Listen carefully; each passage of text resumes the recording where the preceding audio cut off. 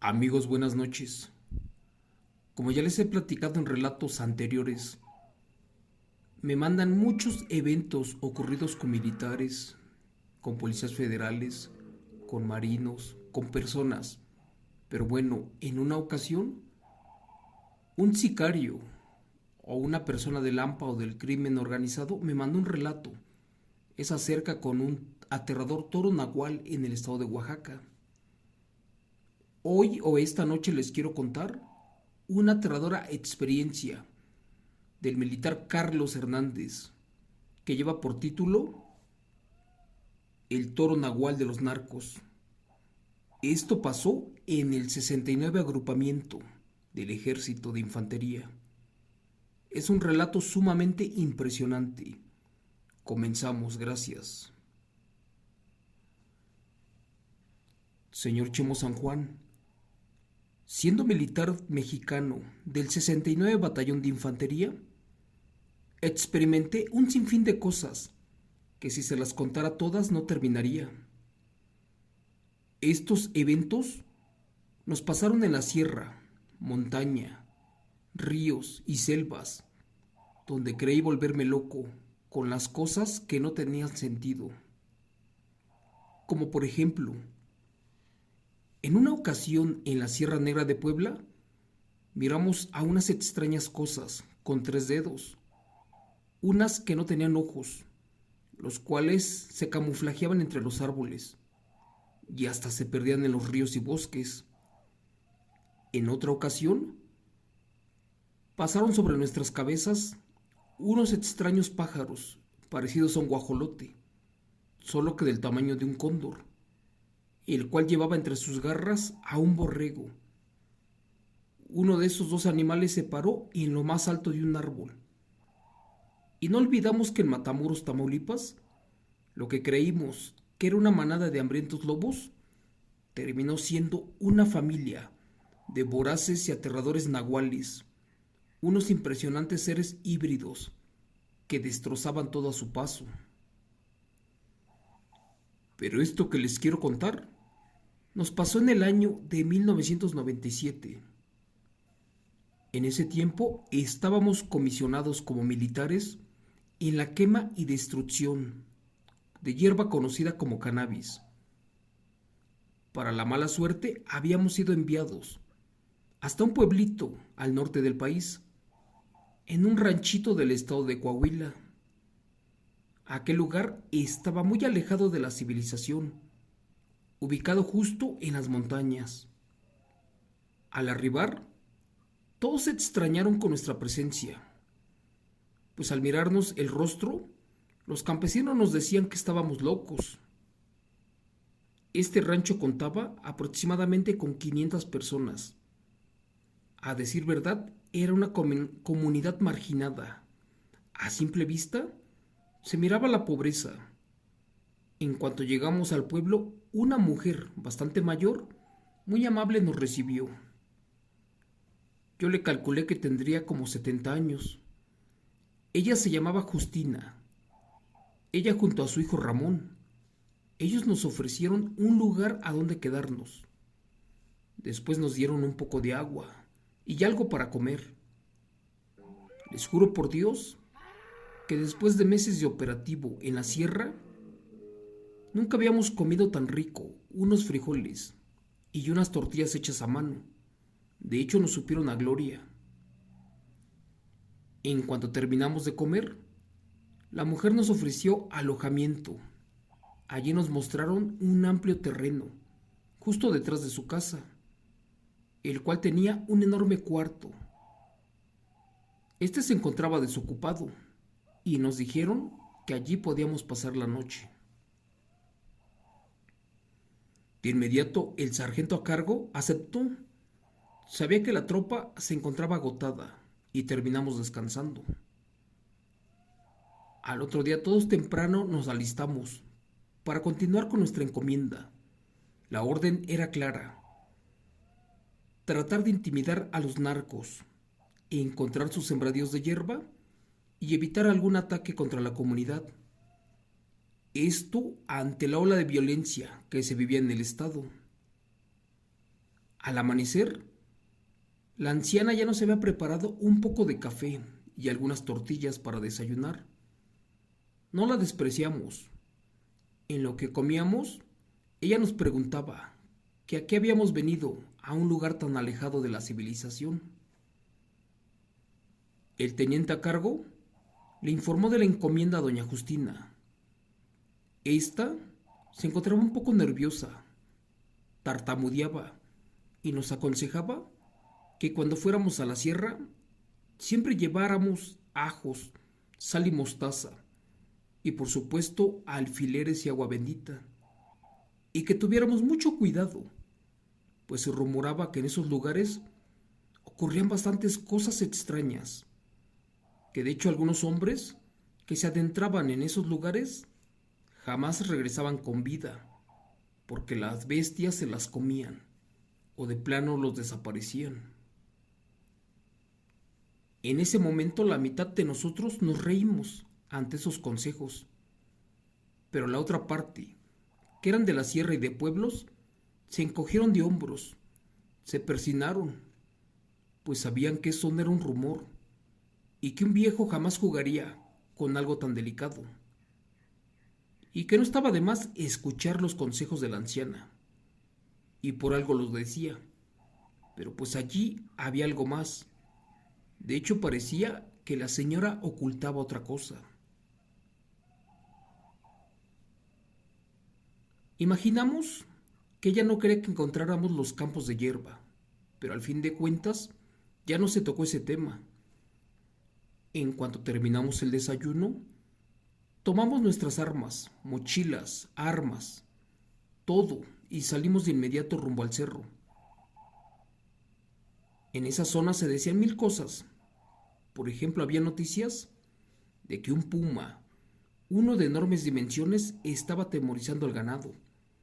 De hecho, en poco tiempo ya había devorado 7 reses y por desgracia a un niño también.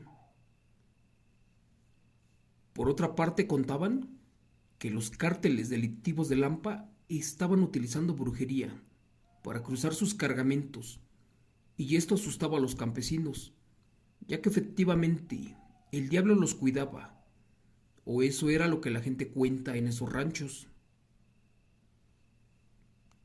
Antes de que saliera el sol, le agradecimos a la mujer su hospitalidad, y así comenzamos la travesía. Caminamos algunos kilómetros, perdón, hasta llegar a lo más alto y profundo del cerro. Pasaron muchas horas y por fin habíamos llegado hasta aquellos cultivos que en verdad estaban bien escondidos. De hecho, ni con el radar del grupo de inteligencia los hubiéramos localizado. Por eso nos mandaron a realizar la quema, para destruir todo ese lugar. Era tan inmenso el cultivo que no sabíamos ni por dónde comenzar. Trabajamos por horas, destruimos cultivos y los quemamos, pero estos parecía que nunca terminaban, eran demasiados.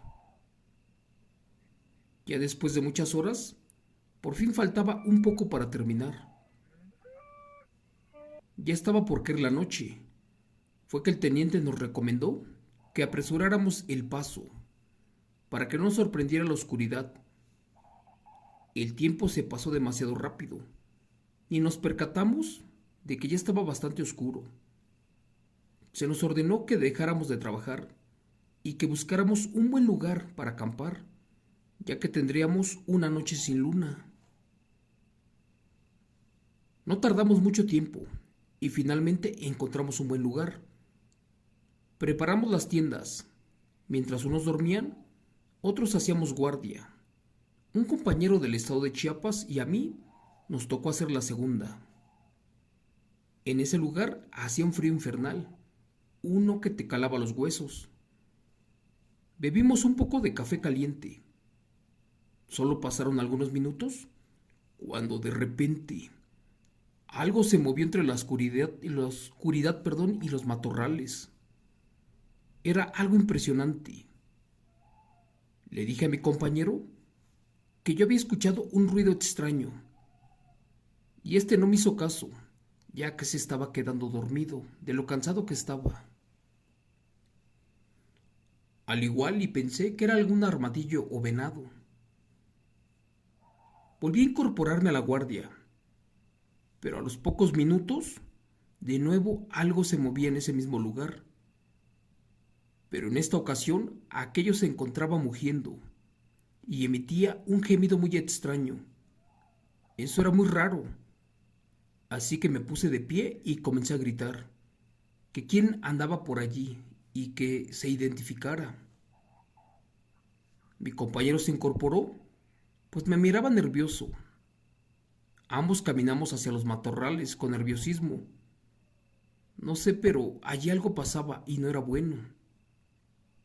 Cuando nos acercamos un poco más, de pronto nos salió un toro bastante extraño, el cual era grande, de color negro, con ojos rojos, estaba furioso y salió entre la maleza. Nos asustamos mucho, pero lo más extraño era que no parecía un toro normal, pues sus patas delanteras las tenía de cabra y las traseras de caballo. Esto era bastante descomunal, porque su rostro parecía casi humano. Un sueño no era, se los juro por Dios. Fueron de nuestros primeros encuentros con seres aberrantes, y algo como eso jamás lo había visto como militar. Este animal parecía un ser semihumano, además de que no era común que estuviera solo y a medio cerro.